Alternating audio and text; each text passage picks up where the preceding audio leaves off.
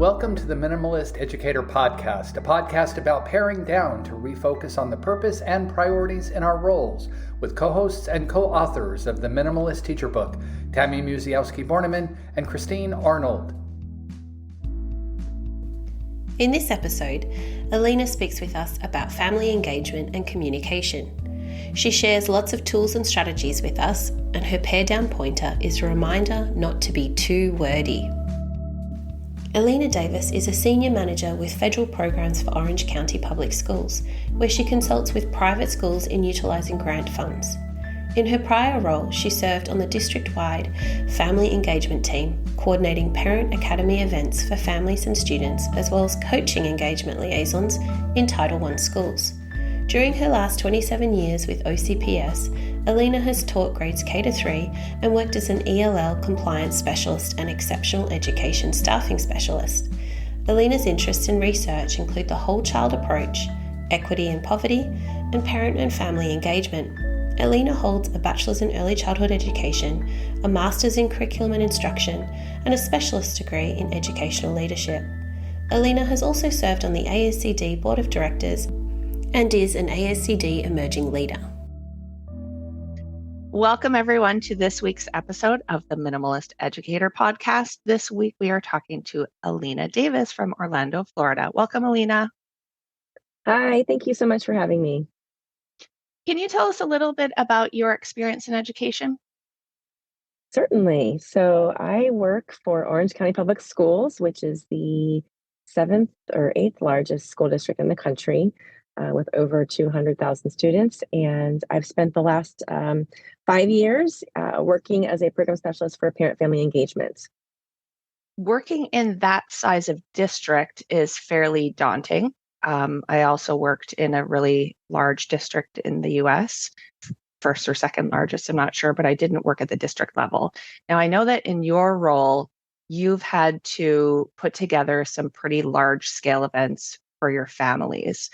So can you talk a little bit about the approach for doing something on such a large scale, but also like keeping your sanity? Because like there's a lot of moving pieces to that, with just the pieces to the puzzle, but then also working with people to get things done. So I know that's kind of a big question, but can you talk about that? Yeah, I think I might need to pare that down a little bit. Yeah, right. So, as we know, family engagement is a really critical part to student achievement. In fact, research shows has the greatest impact on student success. And so in a district of our size, we have so many families that we want to reach. And how do you do it in a way that meets all of their needs, but yet at the same time tailors it to their individual needs, right? So we have a couple of different resources that we use and events that we put together. And I'll kind of give an umbrella view of it and then kind of break it down a little bit more simply. So we call it the Parent Academy. And under the Parent Academy umbrella, we have full day conferences. And then we also have weekly virtual mini academies. The full day conferences are theme based, and the one in August focused on getting ready for school to start. We just completed one that focused on college and careers, and so we brought in the secondary audience there. Our virtual mini academies are pared down even smaller, where we look specifically at students that are English learners or in the exceptional education program, or we might look specifically at reading strategies for young children. And so we have these different kinds of events. And then within those, we have a structure that we kind of streamline across it. How do we communicate with our families? How do we organize the events and get the resources out to families? And then also, how do we select the people that are going to provide the expertise? Because I don't know everything. My team doesn't know everything. So we have to reach out to others for that. And so keeping systems in place that are simple but complex can be challenging. And so when I think about just putting together a full day conference, we have a committee structure. Having one person that knows everything doesn't help when that person leaves. And so by developing committees where everyone has a responsibility based on whether it's the technology or vetting the presentations, right? Those kinds of things. And then even the communication piece for that. We have a communication plan that we have to follow. And so each committee has specific roles, and then the committee leads come together and provide regular updates on what's going on with those roles. So that's the beforehand part, right? And then on the day of, we've got the registration area, we've got processes streamlined for that. We've got the presentations, and then we have like the exhibit hall space. And so throughout that, we use technology to communicate with the workers, to communicate with the parents that are attending.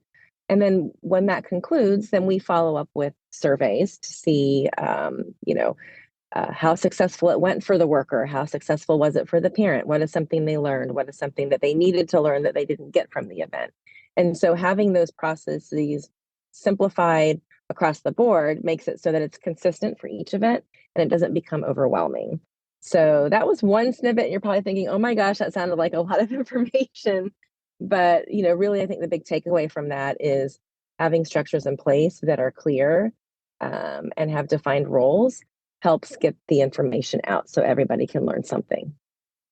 Yeah, there's so much to manage and think about with events of that size, I can imagine.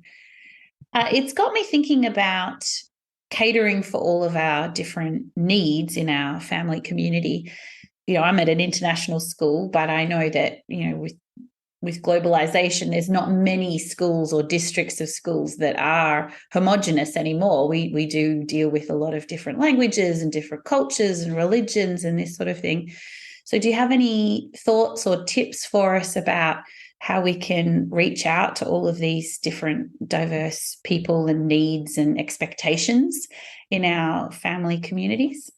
Oh, yes, that's definitely something we have a great need for as well. We have over 150 languages spoken in Orange County alone. So we definitely have to look at how do we push out our publications, our communications. And so we rely on a couple of different tools. If we look at district-wide communication, we do use our school messenger for some communications, and then based on how parents have signed up in the student management system, they can hear those messages in different languages. We recently started using talking points, which talking points is a phenomenal tool for communication, and it was originally designed specifically for helping families of other languages. So it's basically like a texting app. And you can select the language that you want to receive the messages in. So if I say something out in English, it comes to them in Spanish. They can respond back in Spanish, and then I can see it in English. And they have like 100 different languages that are in there for that. And you can use it teacher to classroom. You can use it administrator to the whole building. You can use it district-wide to the entire district. And so we push a lot of our communications out that way so they can receive it in their language, but also have that option for that two-way communication, which when it comes to our events, we don't really use that piece of it, but we do push things out that way. And then the other resource that we use that anyone that has Microsoft 365 has access to this, and it's like our most favorite tool right now. It's called PowerPoint Live. And all of our sessions that we have in person, we record them, and then we use PowerPoint Live as well in the session. And then also for our virtual events, we use PowerPoint Live. But basically what it does is it allows you to have captioning run across the screen. You can select, like, let's say for us, our largest language after English is Spanish. So we might have the captions running in Spanish, hearing me speak in English. But then if I have a parent who speaks Portuguese, they can scan a QR code and on their phone see the captions in Portuguese. And so that's one way that we're able to differentiate for all of those languages. Of course, having a live interpreter is definitely the preferred method. But when you have 150 different languages that could show up, it's a little tricky to know, be able to have that many interpreters. And so communication in those ways is kind of how we've met the needs of those diverse languages. They're tools that I think have been very effective for us, and I think they're underutilized. There's still people in our district that are like, oh, I didn't even know this existed. So it's good to find those tools and stick with one tool. When I mentioned talking points, we've got teachers using lots of different things right now. So now this is something that as a district-wide tool, everyone's going to have to use it. And so it makes it simpler and easier to access because all teachers or all parents know this is the tool that all of my kids' teachers are going to be using. That's really fascinating that you can use such a simple, like one tool to be able to communicate with so many people. That feels very like revolutionary, because I mean, I'm not in that realm right now where I don't need to use those kind of tools. So like learning about that is super helpful. And how are you finding, or I don't know if this is easy to measure or no, but when you're trying to use these tools with families, do you know what the, like, I guess, response rate is, or their understanding level? Like, how do you know how many families are using these tools? Because you have so many families, is there some kind of like data collection, or like, how do you know these tools are the useful ones? Because like you have talked a lot about like simplifying processes and making things as simple as possible to communicate, but are they effective tools too, I guess? Oh, that's a great question. Or like reaching people, Yeah, absolutely. So we definitely have a couple of different data measurement tools that we use. For all of our events, we have a survey that goes out, and it's the same survey that we use for everything.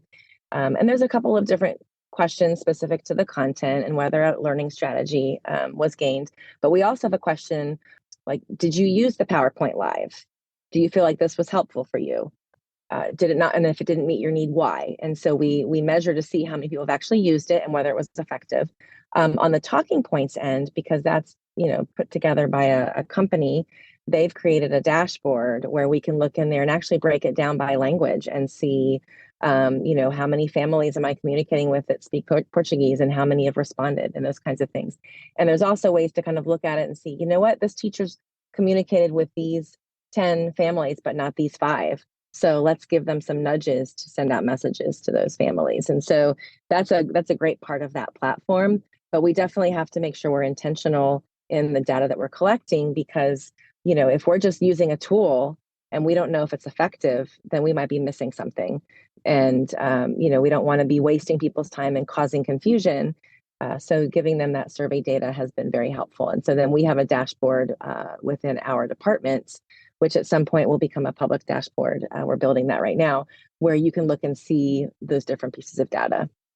Yeah, for sure. We definitely want to make use of those resources and those tools, but not if it's a waste of time for everyone, as you say, or not hitting the need that you're looking for.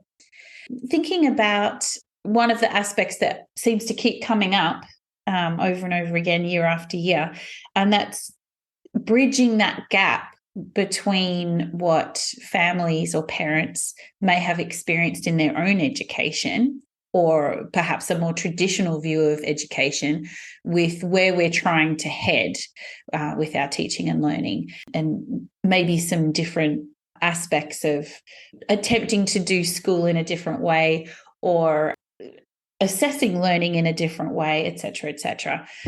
And how do we bridge that gap with parents and let them know that we are still doing teaching and learning the right way, but it might just not be exactly what they're used to or what they're familiar with? Do you have any ideas for how we can really get parents on board with us, short of getting them to also do an education degree to see where we're coming from? Oh, yes. And knowing that our families come from so many different experiences, the way they see school can look different. And I don't know if you've noticed, I've been using the word families versus parents, because the parents or guardian of a child looks different across all different aspects. And so we have changed our language in our district to focus on families and how are we communicating with families. So that word kind of encompasses all of that. But we've spent a lot of time coming up with a strategy approach, right, for family engagement. And so Dr. Karen Mapp out of Harvard has developed what's called the dual capacity building framework for family school partnerships.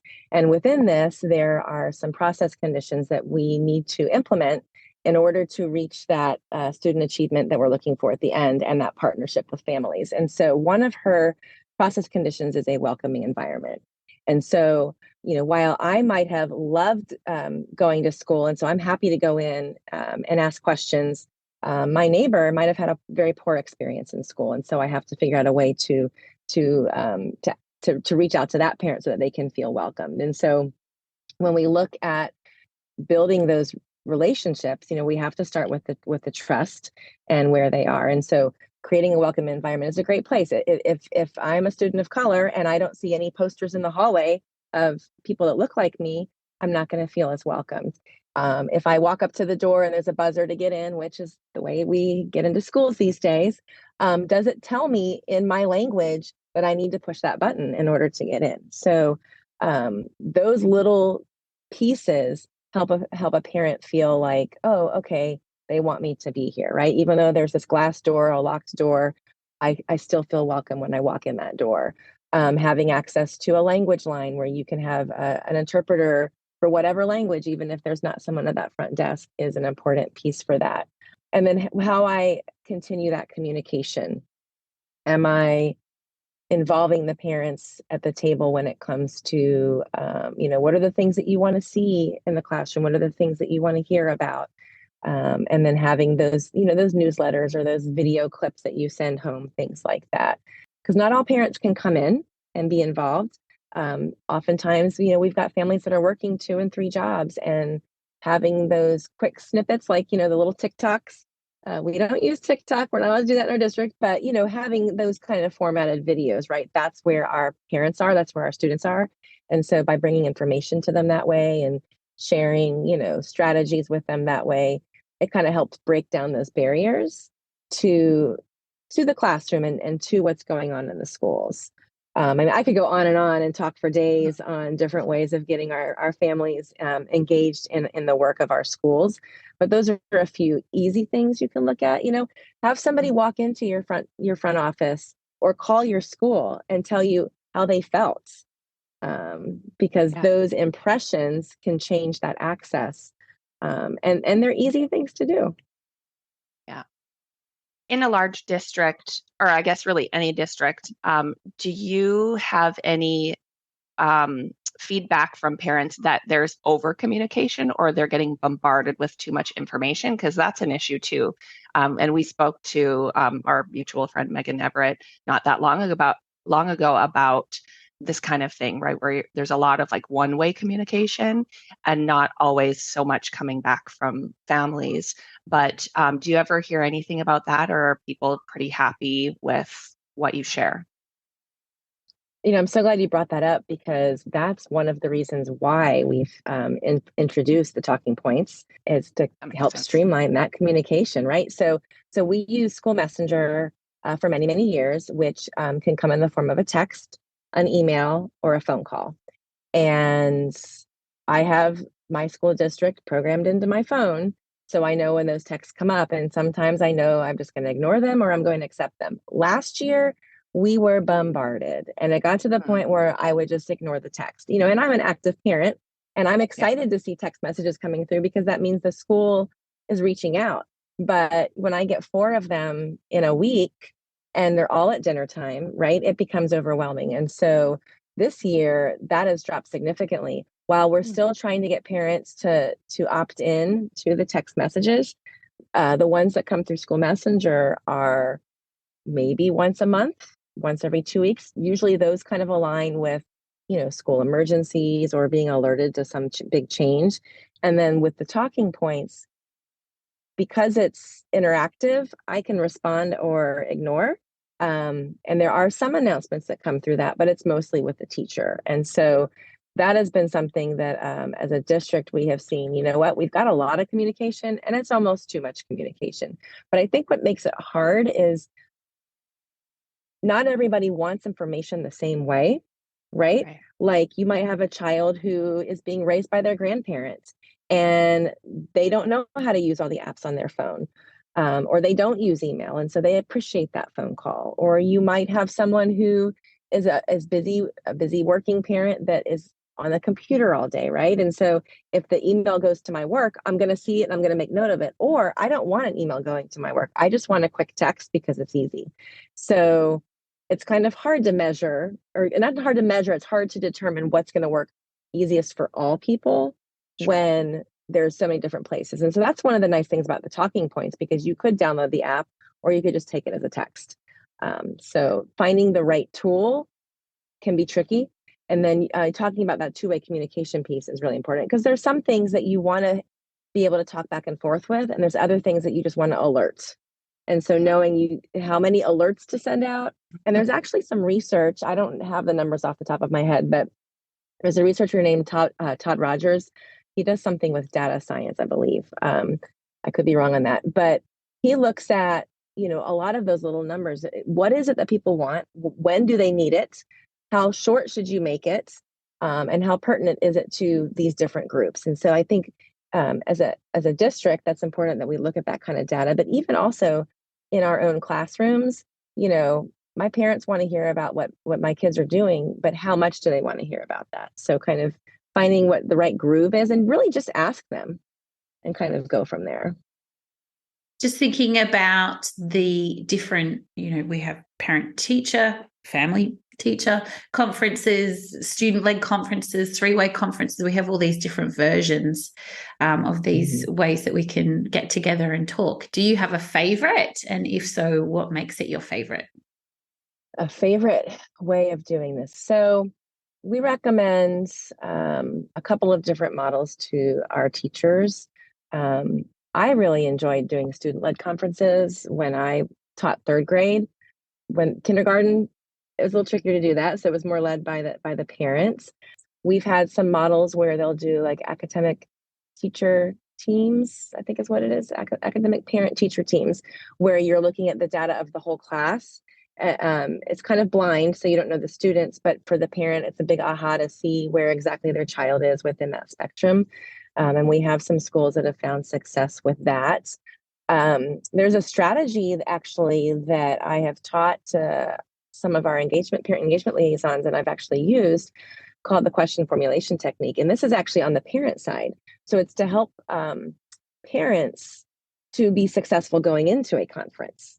What kind of questions do I ask, right? Like I might be a parent where I have all these things in my head that I want my teacher to know about. I want them to know this about my kid. And then I walk in the door and I just freeze.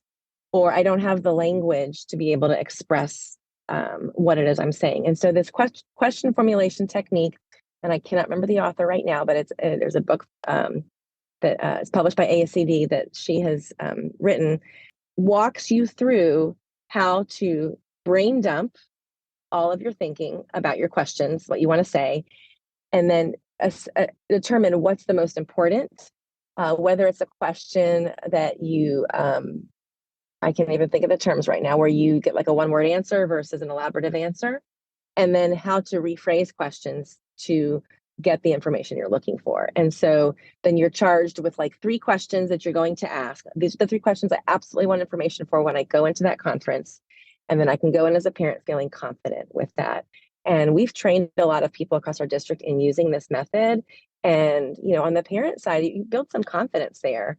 And it's even something that you can do with your students. The Right Question Institute, I believe is what it's called, is the actual organization that has the resources for this. They've also done this with students so that students can be more successful in looking at text and also in communication. So when it comes to what your question of, what format do I like best or what works best, I think a place where you're letting the parent do most of the talking and guiding the conversation is going to be the most powerful, because then you're going to get a better connection and they're going to want to continue to be engaged in the work that you're doing. And so by using this question formulation technique and understanding how it works, I think sets it up for a better parent-teacher conference. And, with the student as well. I'm really excited about it. And I would love to see more people be involved in that work. So I'll share with you the resources so that you can share those with your listeners if they're interested. That's perfect. I think you've just shared so much really valuable information. So I've been jotting down some of those strategies and techniques that you've been talking about. So we'll definitely have that in the show notes. At the end of an episode, we always ask our guests for a pair down pointer. And so we've talked about a lot of things, but do you have like just one quick tip or strategy or idea that you would want to share with our listeners? And it might be connected to communications with families, or it could be really anything that just is front of mind for you. Sure. So since we've been talking a lot about communication, I think one of the most important things, and this is something I'm practicing right now with paring down, is how wordy we are. And I'm a talker, right? And I go all around the block and the things that I'm saying to get to my point. And so the advantage of having AI, right? It helps us learn how to be concise with our language. And actually, I mentioned Todd Rogers earlier. He just wrote a book called Writing for Busy Readers. And then he has a website where you can actually drop in your email and it'll put it in bulleted formats and easy ways for the reader. Our families are busy. They're overwhelmed. They may not have the language or the knowledge. And so the more we can simplify the messaging we put out, the easier it's going to be to communicate with them. And so I would say, whatever tool you're using, whether it's the ones I've recommended or another one, find ways to simplify your message and make sure that what it is you want them to hear is what you're saying. And this is something I definitely need to work on for my own self. But I think it's really, we have and then looking at all the forms that we send home and, here's what we need for Saturday's event. Make it simple, make it clear, make it concise so that people can access it and understand it. That is very powerful. Thank you very much for your time today, Alina. We really appreciate all of your words of wisdom there and tools that you've shared with us. We've got lots to explore and investigate. So thank you for coming on today. Absolutely. And thank you so much for having me. I really appreciate that you are working on getting messages out there to help all educators have a more peaceful, mindful, minimal way of doing things. Because we live in a very busy world where we're bombarded with so much. So this is really a great podcast. Thank you so much. Thank you. Thank you. Today's episode was brought to you by Plan Z Professional Learning Services, forward-thinking educator support. Find out more at planzplservices.com. Be sure to join Tammy and Christine and guests for more episodes of the Minimalist Educator Podcast. They would love to hear about your journey with minimalism. Connect with them at PlanZPLS on Twitter or Instagram. The music for the podcast has been written and performed by Gaia Moretti.